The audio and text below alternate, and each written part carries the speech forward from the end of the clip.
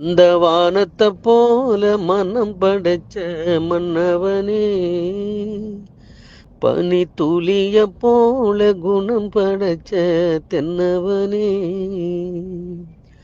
மஞ்சளிலே ஒரு நூல் எடுத்து அந்த விண்ணுக்கும் மண்ணுக்கும் சம்பந்தம் உண்டுன்னு சொன்னது யாரு?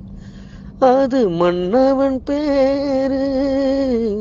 வானத்தை போல மனம் படைச்ச மன்னவனே, பனி துளிய போல குணம் படைச்ச தென்னவனே.